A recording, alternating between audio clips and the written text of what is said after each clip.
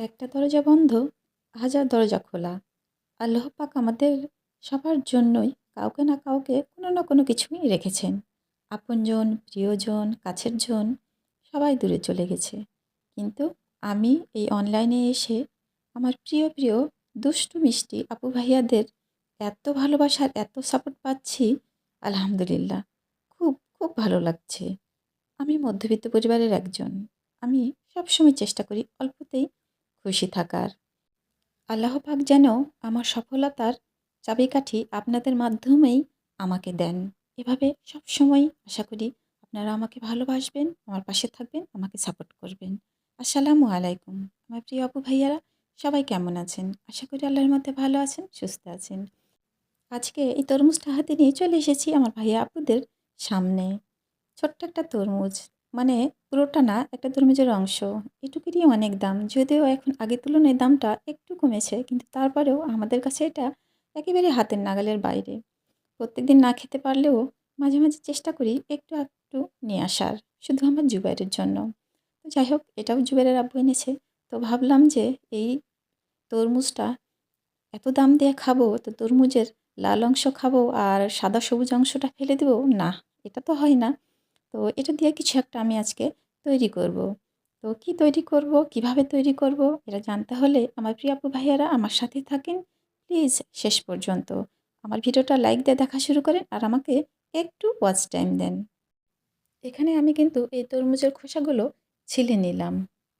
এখন আমি এটা সুন্দর করে ধুয়ে নিব।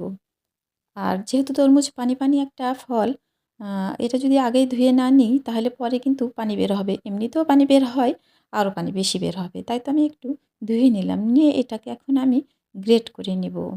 তো আমার প্রিয় আপু ভাইয়ারা, সত্যি করে বলছি চলে যাবেন না। আমি কি করছি আমি নিজেও জানি না।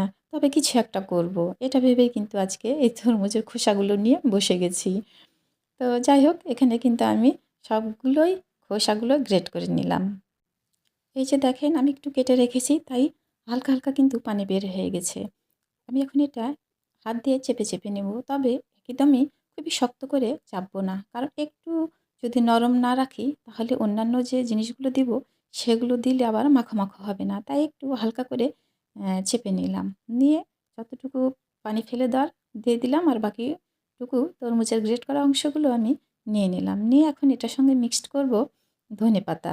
অনেক কষ্ট করে আমাদের স্থানীয় বাজারে খুঁজে, খুঁজে এই ধনেপাতা জুবাইর আমাকে এনে দিয়েছে। তো যাই হোক, আমাদের এখানে সবসময় ধনেপাতা পাওয়া যায় না। তো আজকে পেয়েছি আলহামদুলিল্লাহ। তো এখানে আমি কাঁচামরিচ দিয়ে দিয়েছি, ধনেপাতা আর গ্রেট করা তরমুজের সবুজ অংশটা। তো এখানে আমি যেভাবে মোট কথা পাকোড়া বানানো হয় বা বড়া বানানো হয় ঠিক সেইগুলোই আমি এখানে সবকিছু দিয়ে দিচ্ছি একটু, একটু করে। আর সবশেষে দিয়ে দিলাম চালের গুঁড়া। তবে চালের গুঁড়া কিন্তু পরে আমি আরও একটু দিয়েছিলাম। তো পুরোটাই আমার ওভাবে বারবার করে নেওয়াটা দেখানো হয়নি। তো নিয়ে আমি সুন্দর করে কিন্তু মাখিয়ে নিলাম। যতক্ষণ এটা মাখো, মাখো না হবে ততক্ষণ পর্যন্ত কিন্তু একটু, একটু করে চালের আটা দিয়েছি আর সুন্দর করে মাখো, মাখো করে নিয়েছি।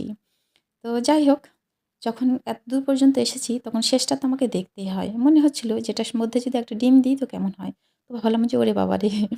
এমনি তো তরমুজের খোসা খেতে এসে তেল নষ্ট করছি। আবার ডিম দেবো, যদি না খাওয়া যায় আমার ডিমটাও নষ্ট হবে।